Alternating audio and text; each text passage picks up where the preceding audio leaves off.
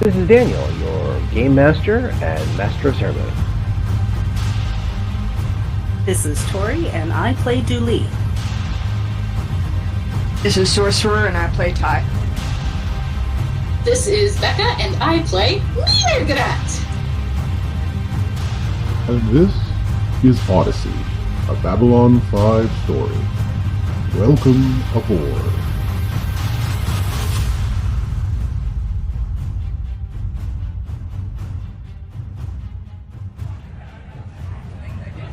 And that's when I told her, you may think that's my hand, but it's not.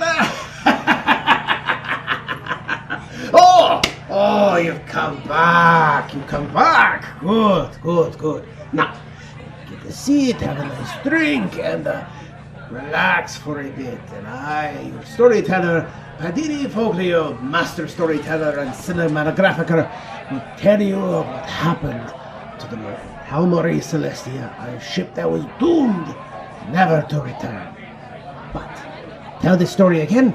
I must continue on where I left off. Yes, you remember? Good. So, when last we left our 3 adventurers, Ty, the Beccari space trucker, Mirgrat, the Pakmora scientist and telepath, one of the great librarians, and Dooley, an agent in exile trying to find her way home by finding the source of amber, a new narcotic, had just had a very eventful day when they gathered together for a drink. And this time, hold a second. Craig, yes, over here, Craig. Craig, he is my stenographer and recorder, so he's going to take all this down. Good. Now, Craig, did you leave a draft open? I keep hearing a draft. Did you get the draft? I got a draft. Anyway, sit, drink, record. Good. Now, when we left our last 3 companions, we had Ty, who was given a new package of drugs as well as a book. Well, she was accosted by people who wanted the book. She opened the book privately and found light inside. Light that gave her visions of strange creatures and shot her across the room. And in doing so, gave her a new tattoo. As well, on Dooley and Mirgrat's side, they had come together to form a bond to try to find more of what was going on with Amber. And in doing so, they had become part of the Pakmora government on board the vessel. This includes Dooley, a non, who is not a Pakmora. This is a great honor that was passed down to her. Now, they had come together to try to discuss matters, to see what other people had been up to, and as well as so the group could combine their information together. And that's when they found the tattoo on Ty. When they were approached by Aparo, a apparent Mimbari ranger, who had seen what had gone on and identified the tattoo as something unusual and strange. But by this point, even though Mirgrat and Dooley had a couple of cubes of amber, Ty had a few more cubes of amber and had showcased it, saying, "Do you know what this is?" At the same time, Ty had been approached and had already given away the drugs to the gangsters. To clarify, I thought that Ty has the drugs but gave the book away. Was that You said they just want the bag and they just wanted the book. Yeah. Right, that's what it was. Yes, thank you. My apologies, you are correct. GM had a, as the Mimbari call it, a brain expulsion of air. I believe they call it the knowledge wind.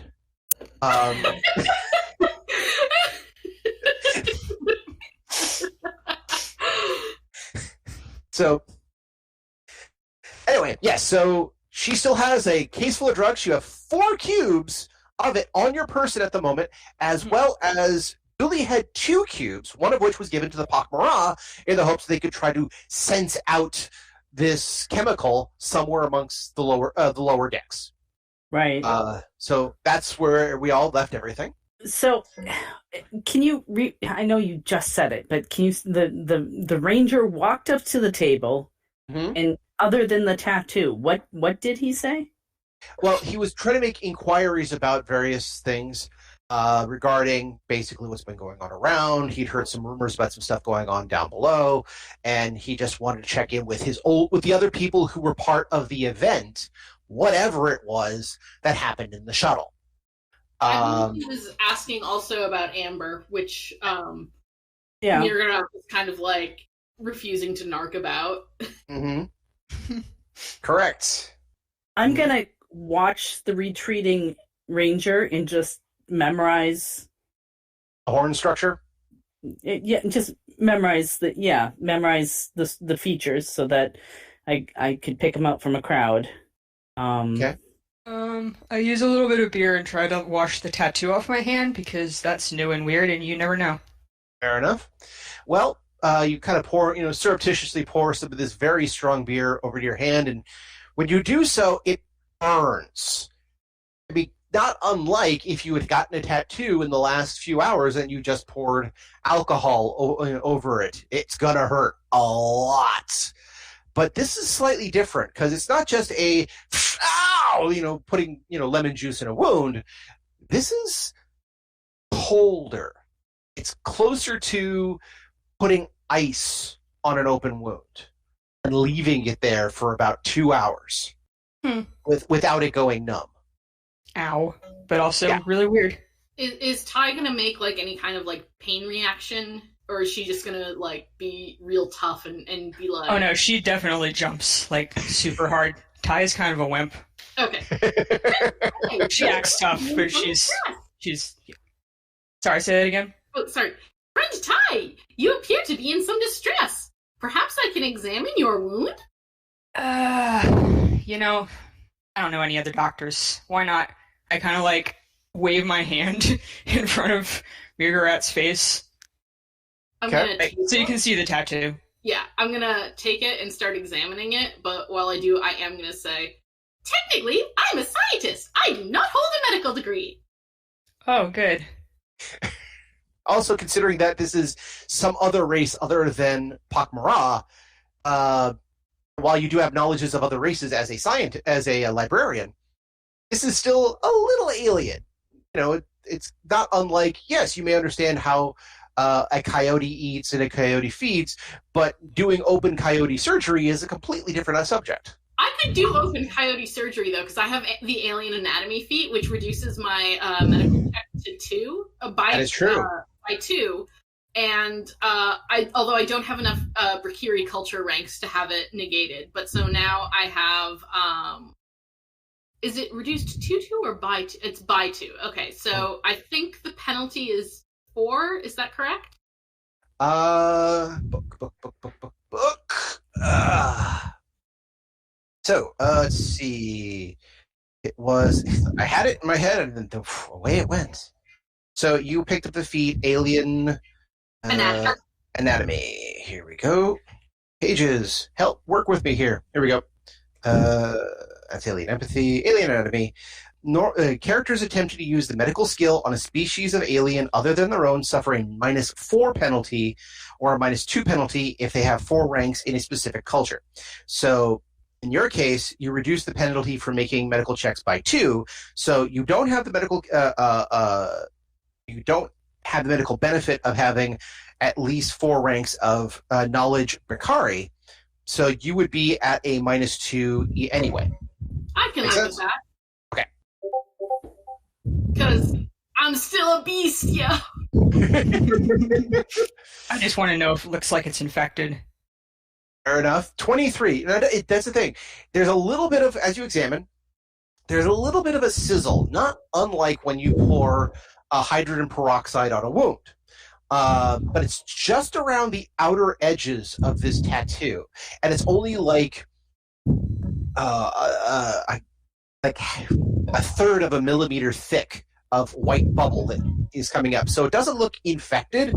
The actual wound, the actual tattoo itself, looks like it's been there for probably, a good 3 or 4 years. Is there like a memory check I could make to see if I remember her having this tattoo? Kind of thing? Yep. Not necessarily memory checks, but I will make one now. It's basically an intelligence check, which you roll a d20 against your own intelligence. So what's your intelligence? My intelligence is 16. Okay, so you would roll a d20 and without any modifier, and you'd have to roll under 16 or under to remember. Okay, so yeah, 6. So you do remember that this Bricari didn't have anything like that, because that probably would have caught your attention. Okay. Friend Ty, you appear to have acquired a 3-year-old tattoo overnight. I am most impressed. Actually, it just showed up an hour ago. Strange, huh? I guess you've never seen anything like this, even though you're not a doctor, but whatever you are. Because you try to come up with a polite way of saying things. Listen, she's had a rough day. Ty doesn't really know anything about Pakmara. Well, you know 3 things. They eat carrion, they have a very distinctive odor, and for reasons that barely you understand, they're rich. The important things. Exactly. So fucking rich, y'all. Well, the government's rich, and they're very communally minded. They just don't come across as rich because a lot of them wear a lot of those robes, which look to everybody else like they're dressed in rags. To be fair, literally every Pakmara is a member of the government, so... It's a strange situation. I just noticed that Margaret is not a doctor. Technically. Technically not a doctor, but she does play one on TV.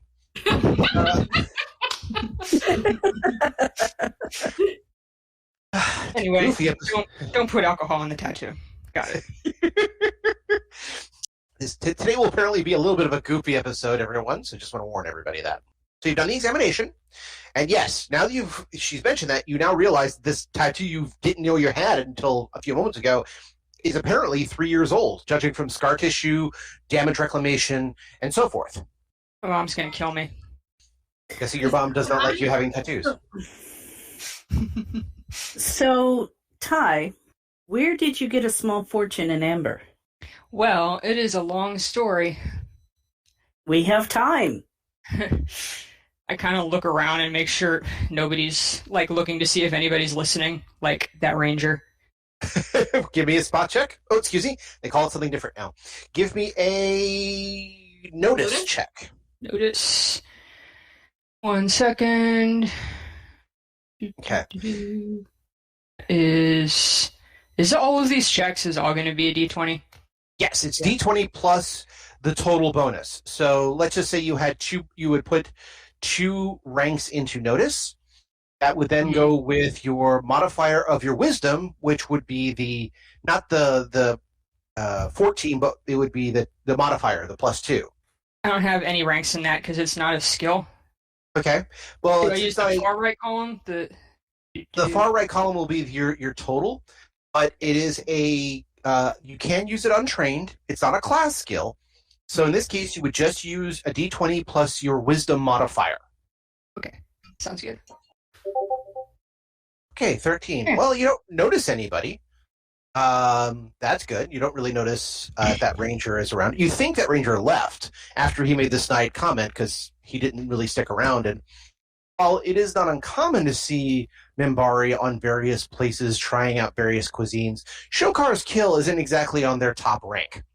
All right. So I kind of talk in a really, really quiet voice. There's this guy I know.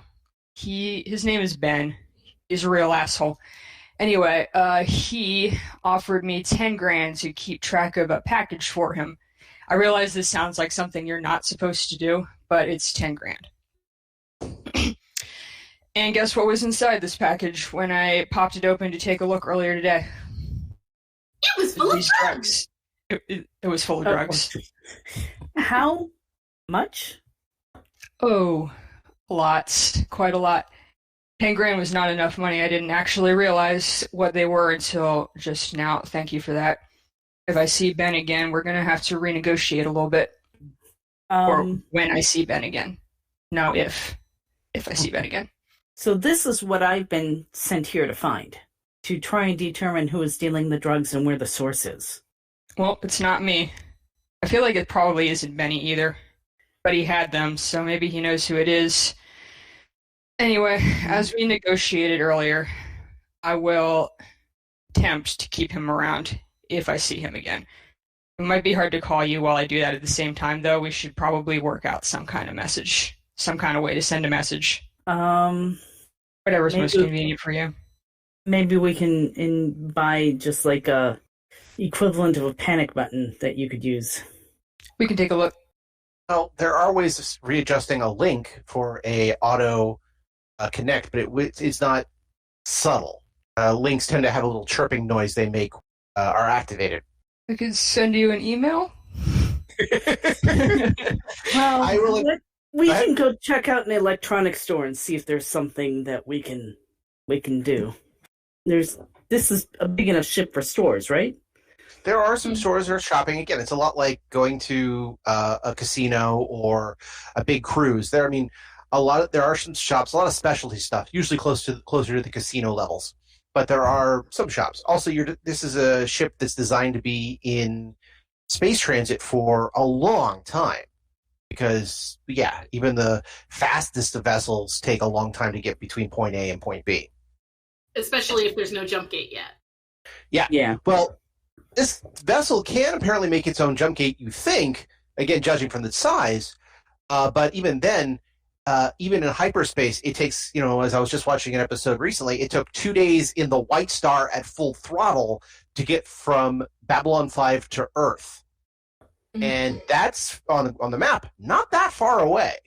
And I'm guessing the Odyssey is built for comfort, not for speed. Exactly. It's meant for luxury. And yeah, it's supposed to be there to do drop-offs and transports and things like that. But yeah, you're talking distance between Earth, Sol, and Iridian is about 3 jumps of various things. Figure that's 2 days. This thing is going the roundabout way of things. So yeah, this thing's designed to be out here for months, if need be. How about this? When I get home, I'll just call you on my communicator, leave it turned on, and hide it under the bed. That works. That sounds fascinating! I'm assuming that communicators have the equivalent of phones or something you can plug in and just keep it in an ear and listen. There probably is something like that. Most standard links don't usually have that, but it does. It's probably something you can. That should be relatively easy to get, as it were. Yeah. That is the one disadvantage of working with Babylon 5 is that it's a show that's 25 years old. So what they thought to be high tech at the time was a high tech at the time. The special 90s future where headphones don't exist. Oh, sure, we had headphones in the 90s. Oh, I know. But the 90s future does not have headphones, apparently. Well, 90s portable phones were just phones, not small computers that fit in your pocket and played music. That's true. And in the 90s, my dad had a car phone, not even a full. Oh, my. So you're talking about one of the bricks? No, it was it wasn't quite brick, because it didn't have its own power supply. It had to plug into his car to work. Wow. I've seen them on TV. In shows. So yeah, the plan is I'm just going to keep my link on and just hide it under the bed and allow to listen. It's going to be several hours of. I will give her the estimated value of 1 cube, which we never came up with the amount of 1 cube going on Babylon 5. Here, let me take a look at something here real quick, because they have stats for it somewhere. For dust, that gives us a good idea of figuring out what an actual narcotic goes for. Is multiple doses. Mm-hmm. But again, you could use that for at least basic math. Yeah. I'm not saying it's accurate, but basic math. Drug qualities. Here we go. A stim goes for 75 credits. A sleeper, which is something else. Cyanide. The black pill. You never know. There might be an alien that treats that as a drug. Yeah, let's just say it's a good possibility. Now, while I don't see anything listed for dust itself, morph gas is another one of those things that... Oh, it's a right deterrent. Never mind, excuse me. Oh, alcohol, as they mentioned, goes for 10 credits to 100 credits. Hexazine is a poison. Morph gas, no. Oxy pill, that's a way to get rid of any penalties for drinking alcohol. Is 40 credits. Good Sleeper Yeah, exactly. Sleepers are not really what you guys need. They're 400. And stims. I think this is going to give us the idea. Stims are relatively legal, but not really. They're basically speed. And a simple dose of that is meant for short-term purposes, secondary offense represents disaster effects, is 75 credits. Now, assume that's one hit of a stim. Now, let's say the amber, I'm going to go with a motif and go with 6. Because it's 6 sides of a cube. Let's assume the amber basically comes with 6 hits per cube. So it's 450 a cube. That's 450 a cube at least. So figure this is also a rarer chemical. So you're probably talking somewhere between 500 and 750 depending on the buyer and the quality of the merchandise. So every 2 cubes is 1,000. How many cubes does she have? I thought you said like a couple hundred. No, it was closer to between 50 and 100. Okay, so you have potentially 50,000 to 100,000 credits in your bag. Did you just tell me that out loud? Like No. No, this part we're just doing math because we're verifying exactly what we have. But basically, you haven't done a full count of the bag, but you have the bag itself. Mm-hmm. I was just gonna say our last conversation was us talking about communication, not about money. Exactly. For this part, we're just doing math for the basis. Well, not everything. You remember Connor with the big sword? Oh yeah. Everyone needs a hobby. There you go. Sorry. As a recently divorced man, I'm just going to acknowledge that fact and move on. Basically, though, what you can figure out, Julie knows what the going rate for these things are. You, however, have a general idea of how many was in that bag. Like I said, somewhere between 50 and 100. Mm-hmm. You don't have an exact count because you literally would have to take it out and count it. Mm-hmm. But you can fit 50 dice in your standard dice bag, which is about the size of a Crown Royal bag. You were given something closer to a haversack. It did have a big-ass book in there as well, though. That is true. Yeah. If the two of you do happen to talk money, that's basically what you're talking about. This thing is, depending on who's buying, will probably go anywhere from 50,000 to 100,000, if not more, for just the cubes. Mm-hmm. Well, don't tell Ty that. Anyway, okay. Moving on. So, yeah, you did mention the communication. That's where we left off with the conversation. So, if you're just gonna put your communique under your bed. Unless someone has a better idea. We'll go look. If we have a better idea, we'll exchange room numbers so we know where to find each other. Yeah. Don't wait too long, because then he should be around within the next 10 hours if he shows up. No promises. Okay. Assuming that he's not dead or something else happened, yes. Yeah. No promises if he shows up. Mm-hmm. I would like to actively make the choice now to not really try to find an alternative to our current plan, because I think Mirgrat will like the idea of being able to have research basically on the habits of Brakiri in their personal space. So in other words, Mirgrat is hoping to listen in on Brakiri while Ty is sitting in her room waiting for the pickup. Yeah, basically. Mirgrat gets to listen to a lot of TV, or whatever the equivalent of TV is. Oh, they do a lot of TV in Babylon 5.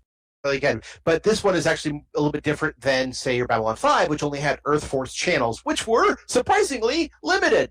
They had, as far as I can tell, in Babylon 5, a grand total of 8 channels. I know, it's hilarious.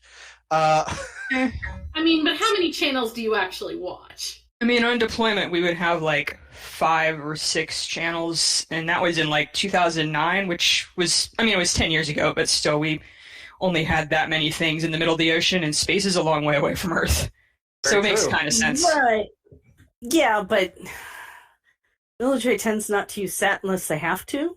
Oh, true. And I would imagine that in the future we should have something better than SAT, like almost FTL. So here's hoping that we aren't relying radio waves and satellites to catch messages in the future.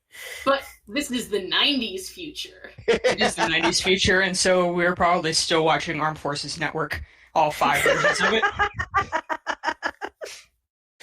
Oh, I can tell you that they do mention from the show that there were some channels that did do instantaneous communications between Babylon 5 and Earth. There was the Gold Channel and things like that. ISN, which was the major broadcast news, also allowed for direct, basically, things that happened on ISN were sent out to various places very quickly. So what it could possibly be is that what you're talking is that there are probably about a handful of full channels. Well, let's just round it out and say 10. There's probably 10 full channels of various topics and various ideas that are broadcast, no matter what. When it's broadcasted in one place, it's received in the other place almost instantaneously, well, plus or minus. Everything else, however, actually is, again, transported by information broker. This is the other reason why crystal technology is still around, because getting a phone call or a signal from one place to another without gold channel access is expensive.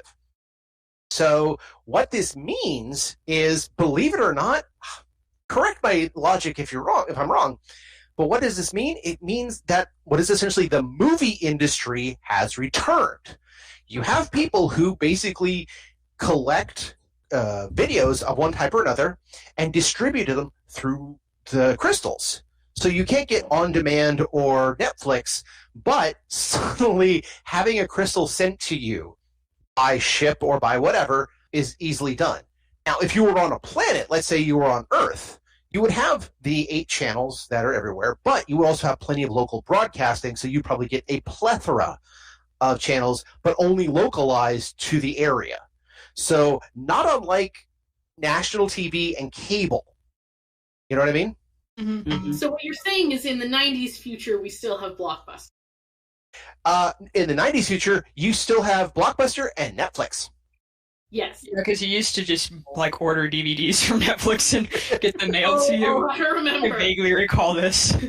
I still do that, thank you very much. I feel like Ty watches Space ESPN most of the time anyway. Well, the great thing about the Space ESPN is that there is actually a sports channel. It has been well documented in Babylon 5, believe it or not. Now, they usually just do one sport at a time, so yes, very much like ESPN, and it would be the largest, most watched events that happen. Now, a lot of that is Earth-based, a lot of it isn't, but you're more likely to find baseball, football, whatever the colloquial versions for various other races is, because apparently only humans really love sports, except for the Mutai, but those are never broadcast. They have to be seen live. That's part of the tradition. But yes, so there is a sports channel, which again is probably piped right into your cabin, because what better way of get everyone satiated is that you have your 10 basic channels. Everyone's got it. And a lot of it is ISN, and a lot of it is very basic channels. They do, and by the way, one of them is labeled movie channel, one of them is labeled sports channel, and one of them is labeled adult channel. This was actually canon in the show. Yeah. Makes it easy for everybody. There you go. So, yes, if you're basically going to go to, after enjoying your meal, pay it off, which, by the way, is going to run everyone about 20 credits.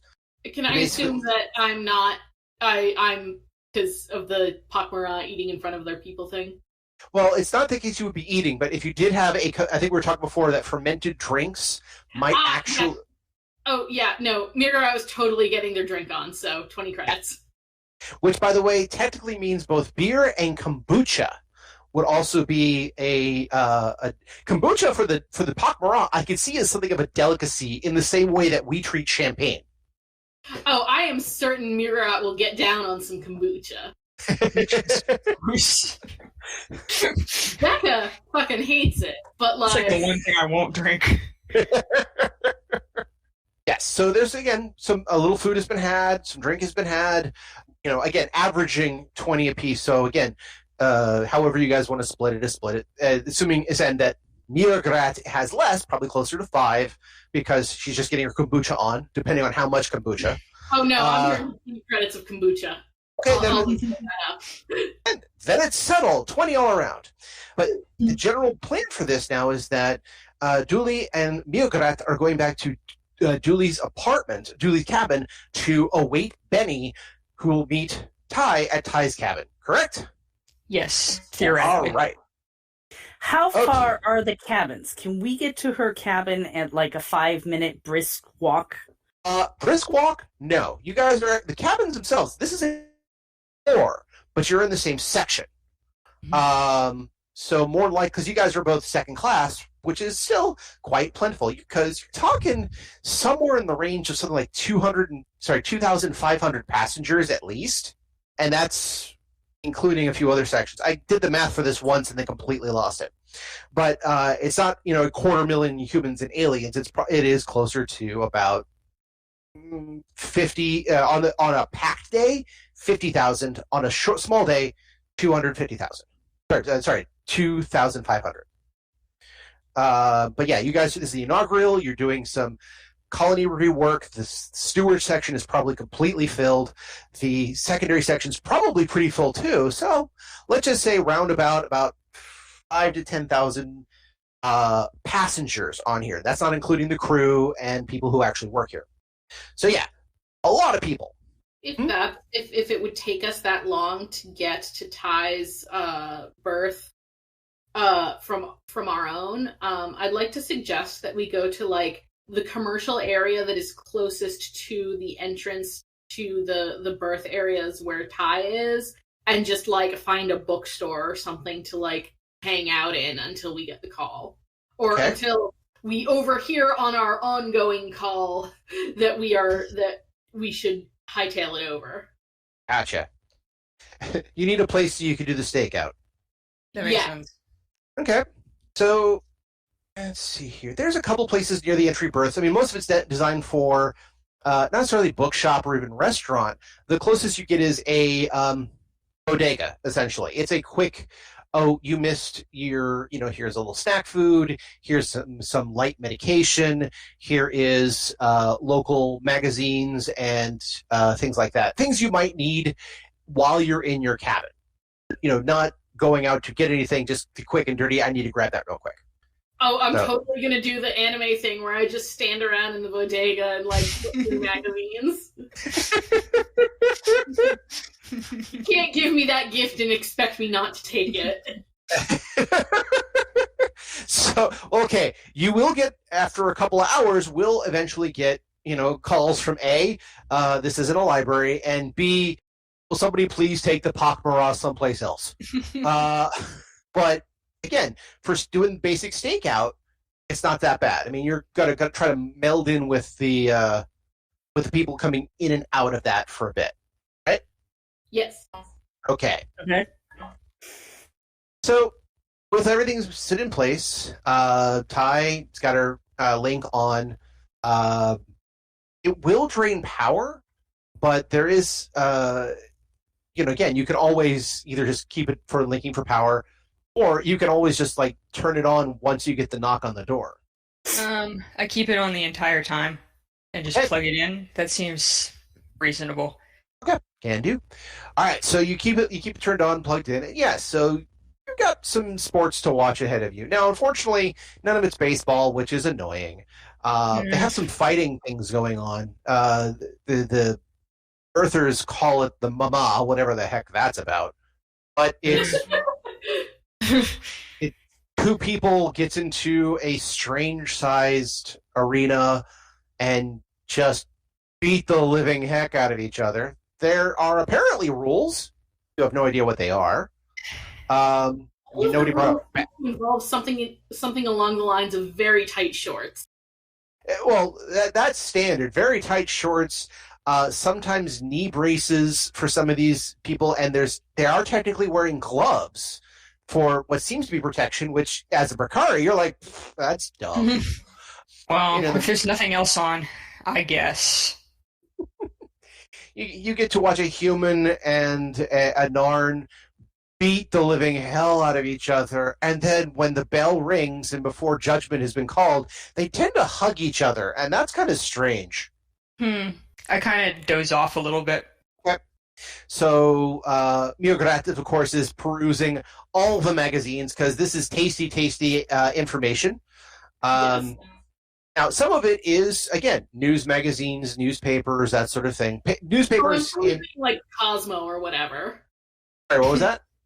I'm fully reading like whatever the B5 universe equivalent of Cosmo is.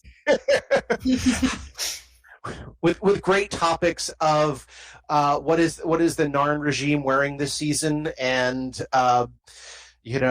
things like that. Yeah, another bizarre Cosmo articles. Cosmo always felt like it was designed to make women hate themselves. So whatever works, you're probably enjoying it like crazy. Eventually, I'll go over to the shopkeeper and just give them a little bit of money. I'm good now that I'm part of the Pakmara collective. I'll start kind of keeping track of expenses. Maybe I can recoup some of it, but every now and then I'll go over. Oh yeah, we're paying for that one. Here you go. So basically, every half hour or so, you break open a soda or something else like that, and you go, here you go. Yep. So yeah, easy enough done. The guy's okay with it as long as you're paying for stuff. Nobody's going crazy. Yeah, sure. It's it basically will cost you about, okay, that's not bad. Say 10 creds per hour. So the whole thing will probably cost you about 100 creds for the 10 hours. But we're not necessarily at the full 10-hour mark yet. 10 hours in the 7-Eleven sounds like a long time.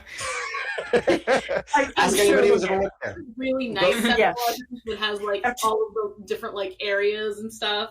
Yeah, after about hour 3, I'll have to explain to that. Oh, she's doing research. The human behind the counter is just literally kind of it's a Pakmara, you're an Arn. As long as you pay, I don't care. And just don't make a mess. Don't scare off the customers. Whatever's fine. He very much has the attitude of every 7-Eleven person you've ever seen, which is whatever. Just don't be crazy. Don't make a mess. It's fine. What was that, Becca? I don't get paid enough to care about this. Exactly. It's like the great tagline for the movie Clerks. They're there to serve you. That doesn't mean they like you. However, 10 hours to wait without something bizarre and going wrong is just not how a good BAB5 show should work.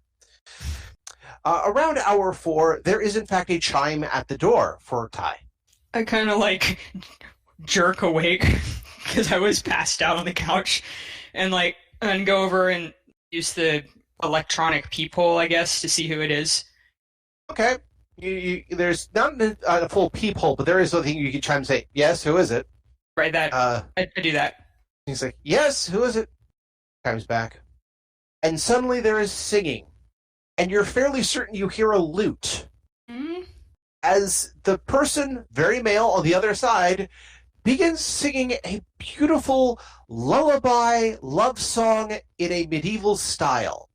You are almost dead certain, because it's both beautiful and terrible, that whatever he is singing, he composed himself over the course of about 4 or 5 hours. I open the door. Yes, it's Connor, right there. Emoji, eggplant emoji. He doesn't, when you open the door, he doesn't enter. He's actually he gets down on a knee and just continues to play this stringed instrument that is very nice, kind of compact. You've never seen anything like it before, but he is playing this stringed instrument in tone with whatever poetry he is saying, most of which is fine, some of which is cheesy, some of which is I think you don't mean that, but you just saw the wrong translation somewhere. But he just if you let him for a bit, he will just sit there or kneel there and sing this. Well, it'd be rude to interrupt, so I just stand there and watch this happen. Just completely have no idea what to do. Which, by the way, Mergrat and Dooley now get to hear bad poetry, bad medieval poetry. I hand the headset over to Miagrat and say, "Here you go, research. It's a mating ritual. I am fully like turning on some of my recording equipment, and I'm trying to like Craig this out so I can hook up some sound to get this on tape. I am fucking fascinated. So, wow.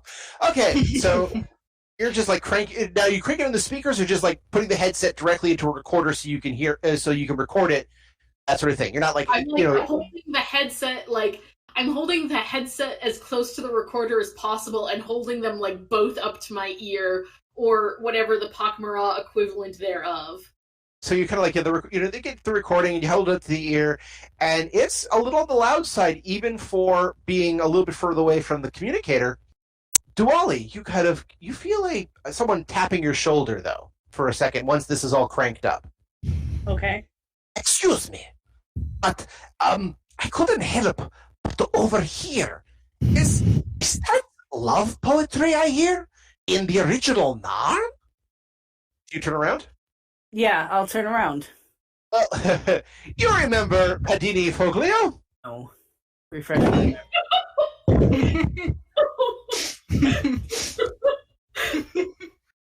He actually is looking at you. Your friend there, the one you passed the headphone to. I'm hearing a very particular thing. It is Narn poetry. Now, normally I cannot stand the thing, but there is a market for this. Please, where did you find this? Who is it? What race is he? Centauri. I'm going to just look at him for a moment, and then I'm going to say, "Why are you talking to me?"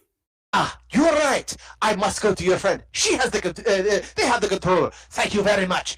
I will pointedly turn to Miagrat and say, "Don't talk to the Centauri. He doesn't need to know. Continue your studies." And I'm just gonna look up and sort of like cover the recording and the recording microphone and the headphone together. I will thank you to not compromise the integrity of my scientific cultural research. Good day, sir. He looks over. This is fascinating.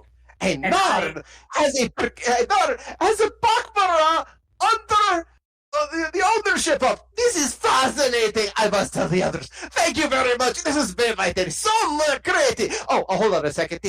Yes, he puts down a couple of Centauri ducats on the countertop, grabs what could be only described as a self-serve bottle of highly alcoholic soda of some variety. So about that time, he grabs that. Good. Thank you very much. This has been most entertaining. And he just, starts walking out the bodega. Four Loko was never banned in the future 90s. Well, it's just variations of the thing. It's not an energy drink. It is, in fact, a alcoholic soda-like flavor. So it has bubbliness, it has alcohol, it has sugar. There you go. Okay, but most sodas also have caffeine. That is true. So there's probably a little bit of that. Just not the Four Loko, which is the equivalent of 3 Red Bulls. I've had a few. Always remember, Red Bulls are always listed on their can as having a single dose. Not serving size, dose. Yes, he grabs one of the beverages, it pops it open, salutes you with it, and then leaves. I kind of give a shudder and turn back to Miagrat. Thank you for your assistance. It is my pleasure, friend Dooley. At the end of this serenade, there is no other word for it. Panera looks up at you and says, "Milady, it's felt improper of me to not let my respect and admiration for the actions you portrayed the other day go without favor. As my patronage of our heart, I must, by all code, continue with the adorations." He gets up, he bows, holding his instrument wide. "Thank you for entertaining me."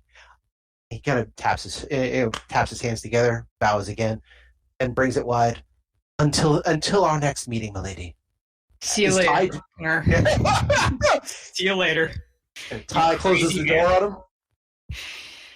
I feel she would like stand there and like watch him leave, just like shaking her head, like, why? What happened?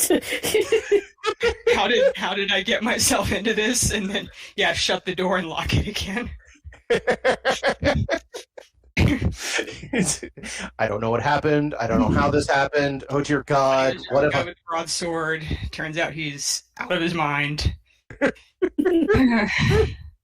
I just say I love like gruff, jaded trucker lady Ty hooking up with like fucking like one of the musketeers. Hooking up with one of the musketeers. Yeah. What did you say, Becca? I couldn't quite hear. Oh, like the guy from Kate and Leopold. Like, I romance you, milady. Believe it or not, there is actually a canon reason for all this. It's not just he's crazy. I mean, that makes it better. I would have just accepted he's just crazy. He's crazy because, I mean, she has like human like culture proficiency, but I don't think that like extended to watching like King Arthur TV shows. Like, I feel like she just like knows what drinks to not buy at the bar. Well, you probably know a little bit of human culture because you've been following the baseball. But again, just because you know about baseball, the alcohol, the food, general economics, and general attitudes does not necessarily mean you understand this whole King Arthur business. No. I mean, there are humans that don't understand it, so like... Oh, yes. Mm-hmm. You're listening in for a while. After a while, both Dwali and Miograt make me notice checks, please. Oh, this is gonna go well.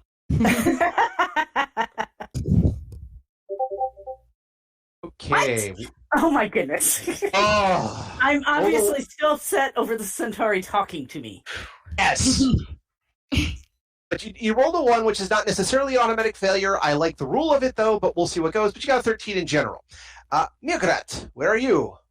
Sorry, I'm confused because on my character sheet I'm showing an overall notice bonus of 3, but I don't have any ranks in it, and my wisdom modifier is 1. Oh, no? This makes no goddamn sense. Okay, I'm just gonna roll with the +1. Okay, go for it. I believe the notice may also be a Pakmara trait. No, that's stealth and subterfuge. Okay, you're right. I don't know. Mm-hmm. Apparently, maybe Miograt. Oh, wow. Yeah. You guys are blind. You guys are focused. One is, I'm guessing Dooley is also doing a little bit more of the vigilance, but I'm more vigilant towards the fact there's a Centauri on board, let alone a Centauri that talks to you. Yeah.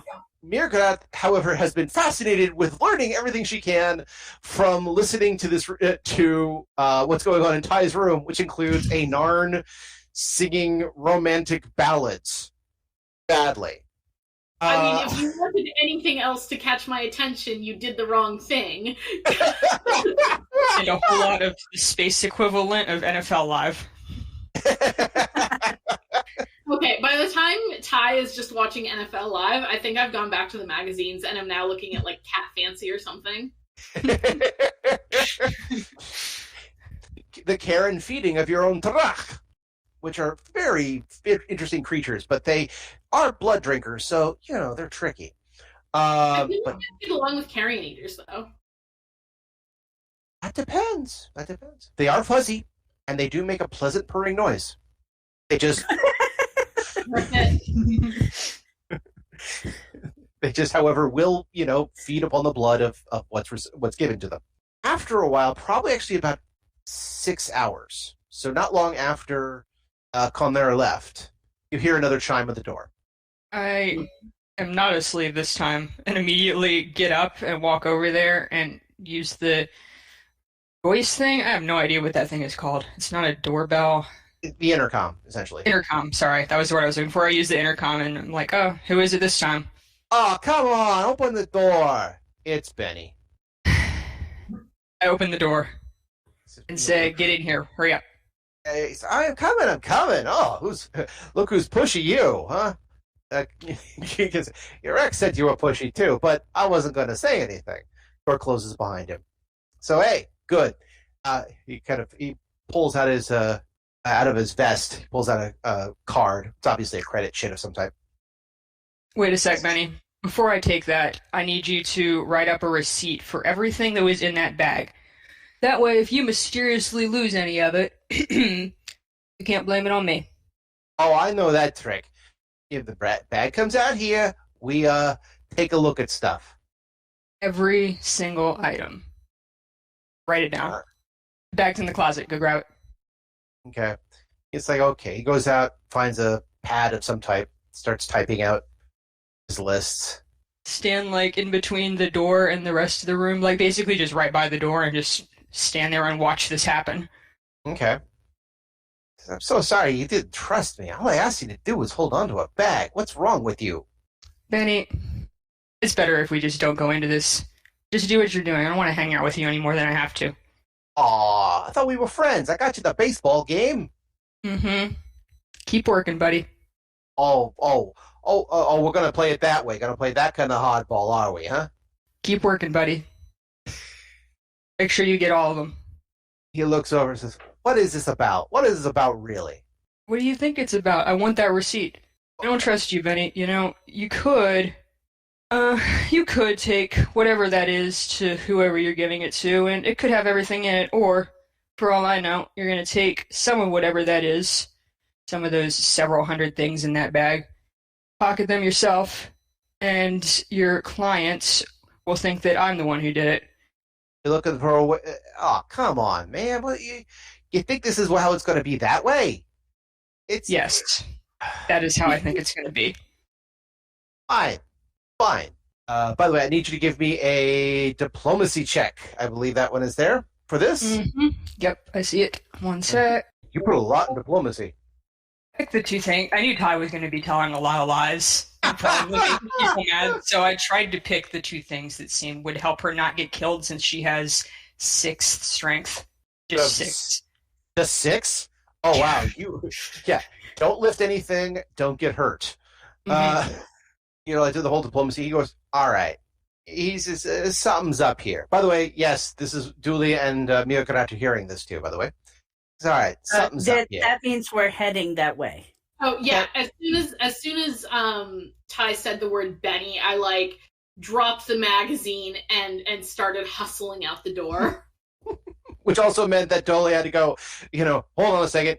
Coins down. All right, let's go. I mean, my dex is 9, so I feel like Dooley does not have trouble keeping up with me, even when I'm at full hustle.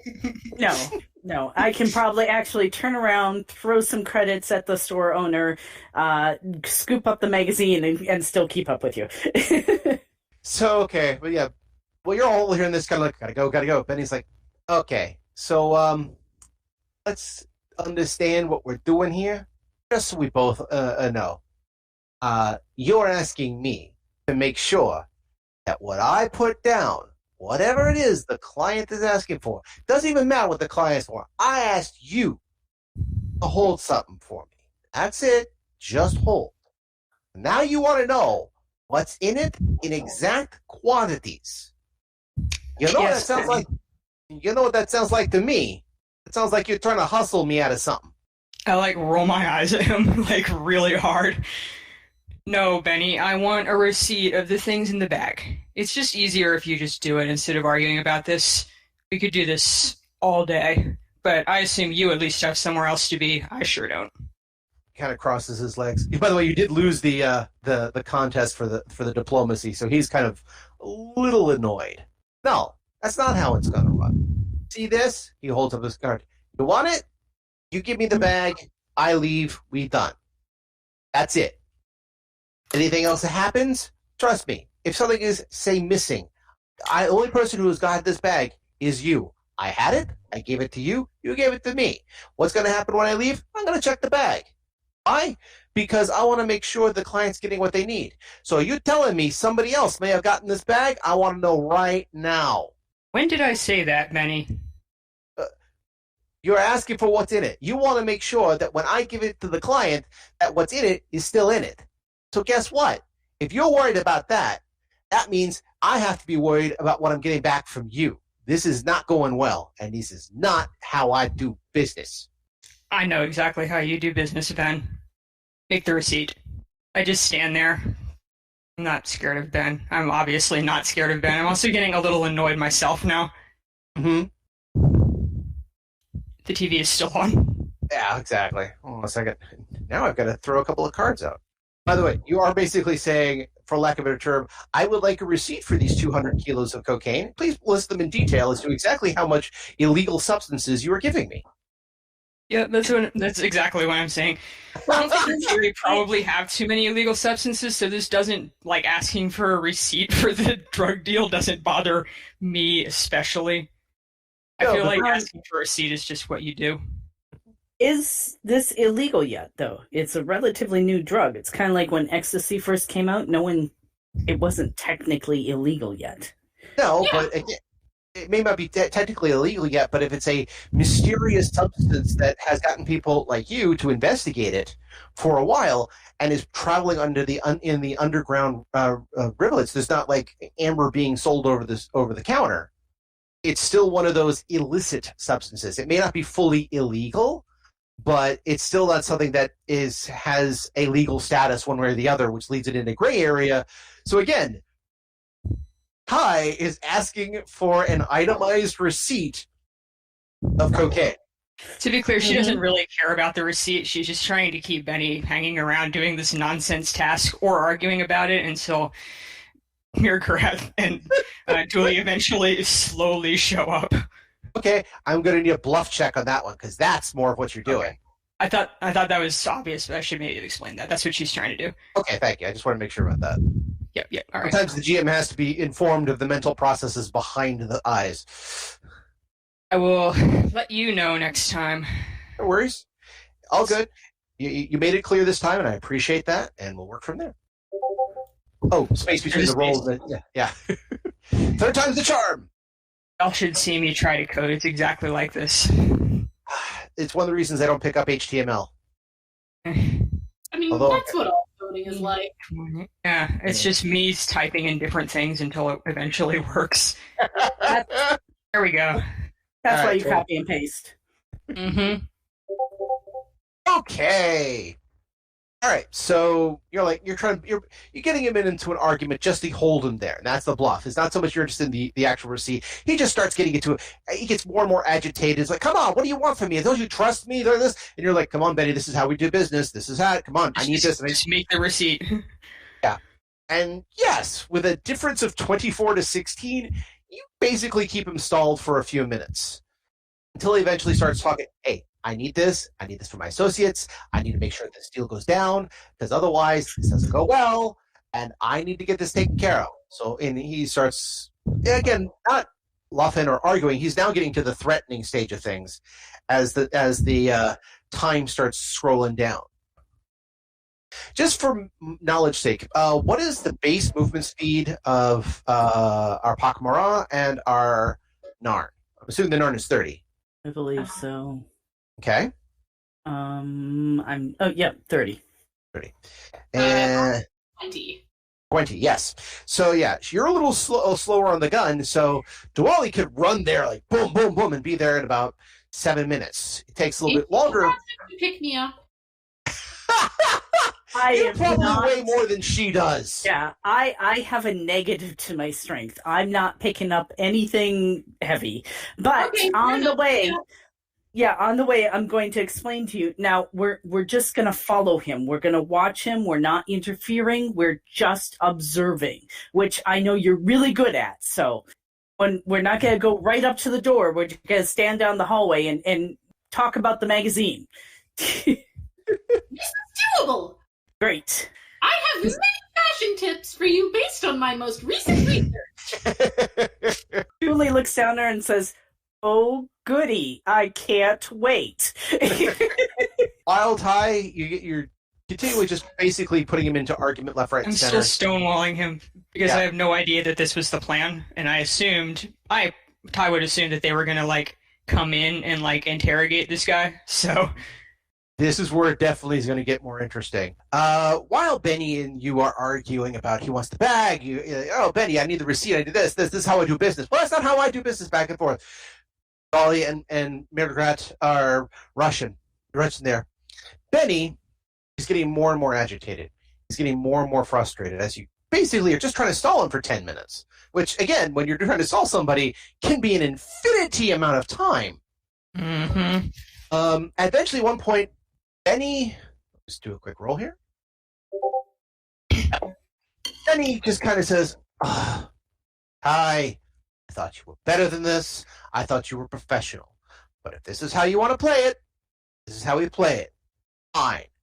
You hear the sound of the PPG charging up as he slots the cap in with literally the same flick of a wrist. You're not sure where he pulled it from, a pocket behind him, something like that, but and he just points the small projectile gun at you and says, "Now is the point when you hand over my product right now." So, as we're running down the hallway, I turn to Megrath. I say, "Change of plans. When we get there, I'm going to act drunk, and we're going to get our friend to go to dinner." I'm on board with this change. Okay. That's our new operation. It's impossible to take any situation seriously with that voice. It is.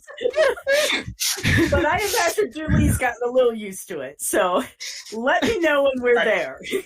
Fair enough. By the way, I have to say this for the record, but yes, now that voice comes out and you point it like that, that's going to make, if we ever do, like Babylon 5 does it, each person does the intro each season, Miograt's season's just going to be weird to deal with, because she could be talking about the genocide in Rwanda with that voice, and it's going to sound hilarious. All right. And then the Shadow Wars took a darker turn.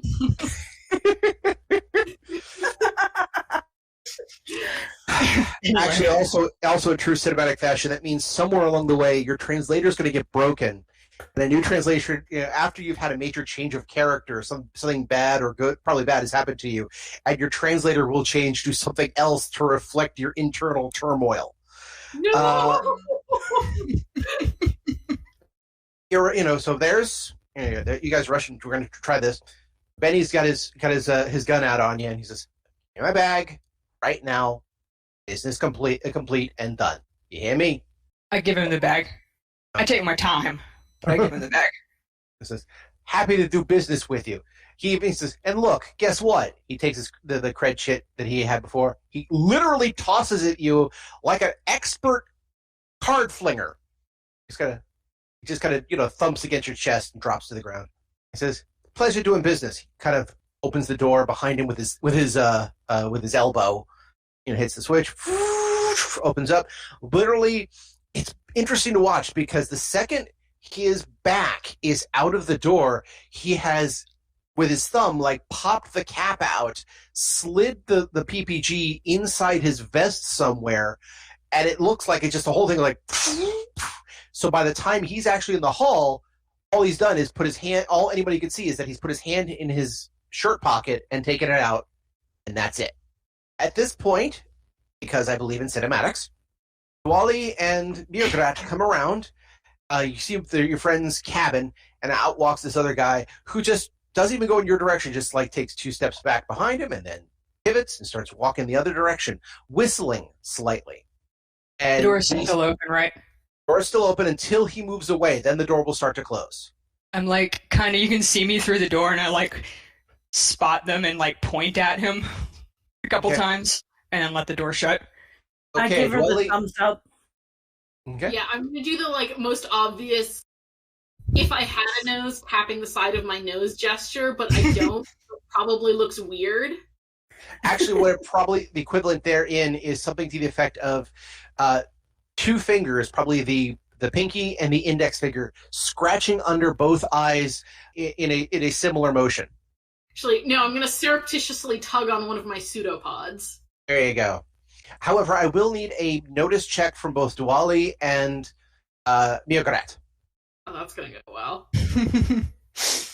Ty's trying real hard, y'all. Okay. Good one from Diwali. Oh, and Miograt. There was the other one. 14 from Miograt. Got it. Sorry, I didn't quite register that it was there. All right. You guys do notice Benny. He's hard-ish to miss. I mean, he definitely has the words, "Hi, I'm relatively normal," written all over him. Was there a more suspicious character? Yes.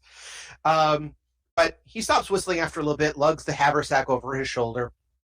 I mean, he's decently well-dressed. I mean, not going to be like, I'm in a fine suit, but neither is he in the Babylon 5 equivalent of T-shirt and jeans. He's closer to what you would find button-up shirt, pants, a vest, but not a closed vest, kind of an open vest, with the haversack over the shoulder. He looks professional-ish. Business casual for a certain volume of 90s business casual. He works at an ad agency but isn't meeting clients. There you go. Now, granted, he's basically he's moving through the corridor, and the corridor does actually have some people. So what's the plan now? I'm gonna do my best to follow him. Follow him. Yeah. Okay. I'm gonna need, I believe they call them stealth checks. Hell yeah! All right. Oh, 25. There you go. Hell yeah! Not letting the team down. All right. Okay. So, did we lose? Oh, I'm here. Okay, cool. I was eating chips, so I muted myself so y'all didn't have to hear me eat chips. It's okay. Fair enough. I just heard the blip, like somebody had come back in. I was like, oh my god, did we lose Craig again? Always with the Craig, that boy. So, yes, you guys end up using almost all of your subterfuge and stealth techniques to follow Benny. Benny walks down the corridor. He kind of, walks around like he's just average guy, just being there. He walks to a cafe, sits down, puts the bag down. He orders a coffee of some type, possibly even a hot Jala.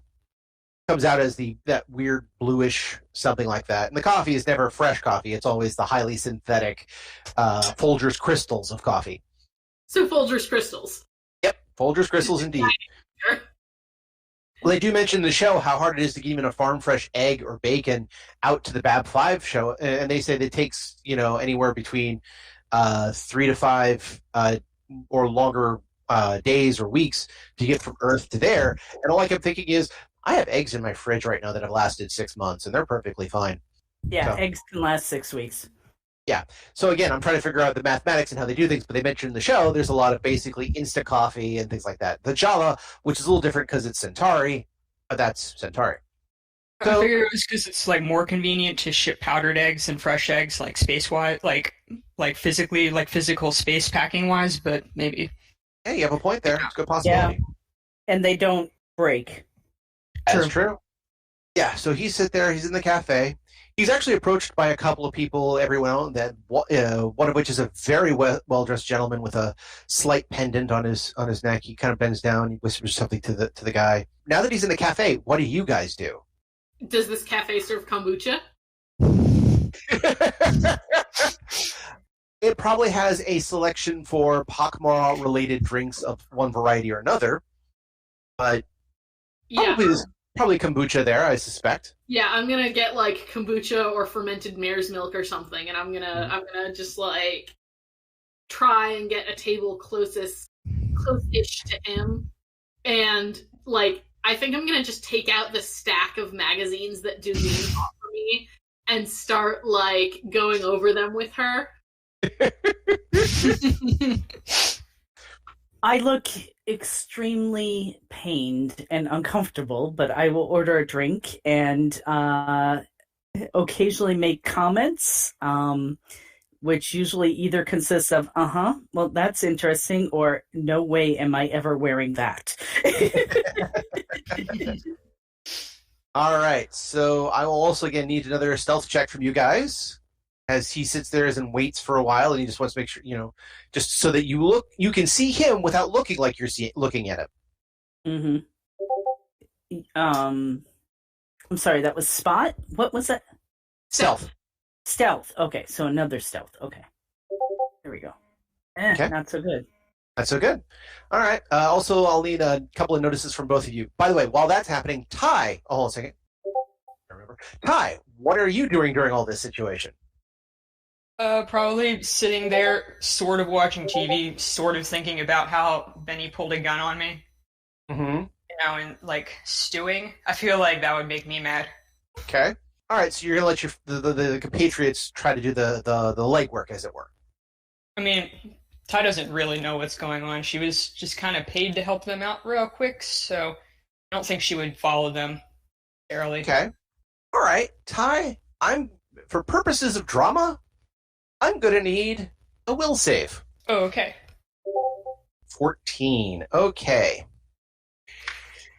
Yeah, Benny drew a gun on you. Benny also saw through a lot of your deceptions, and while he was trying to make good and everything else like that, eventually he went crazy and pulled a gun on you. This is eating at you now. Totally eating at you. Mm-hmm. So, yeah. I go looking for Benny. Not to confront him, just because I'm interested in what he's doing with all this stuff now. You realize also this is not to confront him, but also to confront him. But also that. And so, this is where we leave for our trip adventurers for this evening. What will happen when Ty finds Benny? What will happen when our adventurers try to track down the Amber? What will happen when our adventurers find the Black Door at Sterridge? These questions will be answered next time when you come and listen to Folgio's stories. In the meantime, I must go. I have had far too much to drink, and I must find ways of reclamation. In the meantime, I bid you all a fond good night, and return to us next time for more stories of the Odyssey. And that's where we end this week. I want to thank everyone for joining us. I hope you will continue to join us every 2 weeks for another episode of Odyssey, a Babylon 5 story. If you have questions, comments, constructive criticism, or just want to say hi, then you can find us at temporalplaygrounds.com/Odyssey or email at temporalplaygrounds@gmail.com. Babylon 5 was created by J. Michael Straczynski and is owned by Warner Brothers Domestic Television. The Babylon 5 role-playing game was produced by Mongoose Publishing utilizing the OGL Open Gaming license of D20. Our theme music was composed by Evan King. The song Titan Striker is available on YouTube, social media, and at evankingmusic.com. Please see his website for more information. Again, I am Daniel, and I thank you for joining us on this adventure. Good night, and keep dreaming.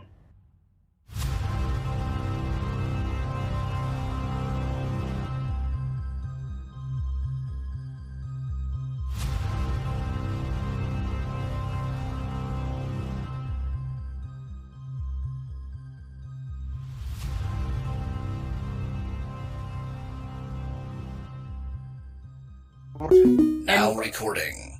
Our podcast waits for no Craig.